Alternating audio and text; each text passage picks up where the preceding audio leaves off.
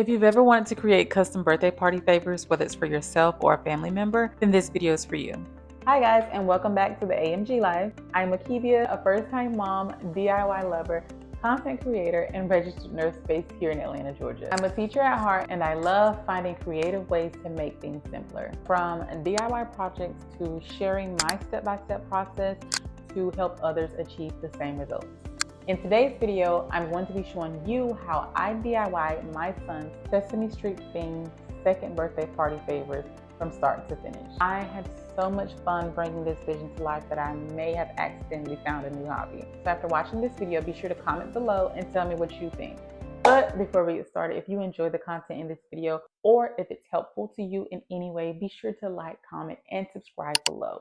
Now let's get into the video. So I started out by designing his banner here in Canva. I used the measurements 50 inches by 50 inches, which I will insert in the video. Little absolutely loves this banner. After his birthday party, I hung it up in his room. It's just so exciting to see how excited he gets to see himself alongside his favorite Sesame Street characters. Next, I'm showing you the paper I use for my chip bags and fruit snacks, as well as my stickers. And now that we have designed everything in Canva, we're gonna go ahead and print everything. During this step, you wanna make sure that you take your time so that you select the correct settings. You wanna make sure that you select fine, specialty glossy paper, and for the media quality you want to make sure that you select best. Now I did use my HP printer, so every time I printed something I had to go and make sure that these were selected each time. Next are our stickers for our bubble tops. I bought this cutter from Amazon. I will have all the links to everything that I use and purchased from Amazon below. This cutter made cutting for me very easy and very precise. Now I did get this sticker cutter for this exact size from Amazon, but I wound up not liking it. As you can see, it was a little bit rough and it did take off the side, so I wound up just cutting the stickers out one by one with a pair of my small scissors. After trying a few different ways, this is how I wind up sticking my sticker labels on. I put a piece of tape over the top and just kind of cut the tape up so that I could keep the labels on. Because of the material the bubble tops were made out of, the labels would not stay down, so I just used tape to kind of keep them on. This was my first time doing this, so this was the best way that I could come up with the amount of time that I had. So if you do have a better way of making the sticker paper stay onto the material of these bubble tops, please feel free to put it in the comments. As a perfectionist in recovery, they weren't as aesthetically pleasing as I would like for them to have been. However, it did get the job done. So after I finished getting all of my labels on top of my bubbles, I'm just gonna go ahead and make sure that I have everything printed for my Welch's fruit snacks, my chip bags, and my water bottle labels. Now we're gonna go ahead and cut out our Welch's fruit snack pouch. Now I did find it very helpful to go ahead and assemble the pouch completely before adding any hot glue.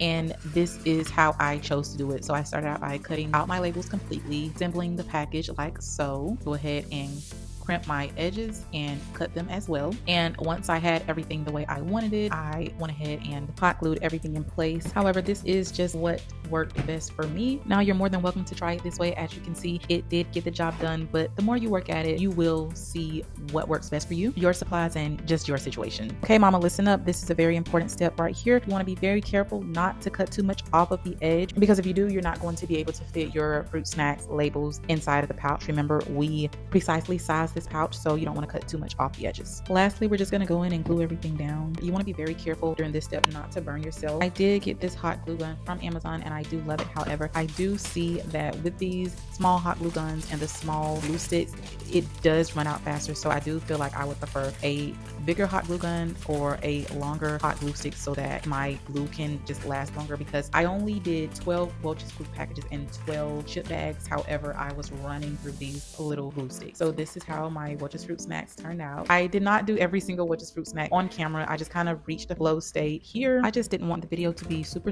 long. However, if you like a more detailed tutorial on the fruit snack pouches or any specific part of this video, just let me know in the comments. Now you will need to fold your Welch's fruit snack down in the pouch like this so that you don't glue the pouch down in the bag with the hot glue. And these are our finishing results. This is a side-by-side comparison of the original Welch's fruit snack alongside our custom party favors. And now I do want to take the time to back up a little bit, because I do want to mention that you are going to need a lot of patience when it comes to making these custom birthday party favors, especially if it's your first time like it was mine. It's going to be a lot of trial and error, sis, so grab you some patience. After you complete your Welch's fruit snacks, you're going to go ahead and jump into your chip bag. I did use the same system I used with my Welch's fruit snack pouches with my chip bags. You're going to go ahead and fold your chip bag, crimp your edges, and cut your ends with your pinking scissors. Now this this is what your chip bag should look like before you add your chips in or add any glue. Now I do want to back up just a little bit to say that I did try it a different way by adding the chips in first and folding my chip bag around it and then adding the glue. But because of how much air was in the chip bag, it just did not work out as good for me. So I did find that this was the best way for me to do it. And for some reason, once you figure out what works best for you and you reach a flow state, it honestly becomes so satisfying to just crimp your bag and cut your edges and glue everything in place. And overall, just watching your vision come together is just super satisfying. Now it's time to assemble your water bottle labels. You're going to use your cutter to precisely cut your water bottle labels out. This cutter was absolutely amazing with helping me precisely cut off the edges. Before you remove your water bottle label from your sticker paper,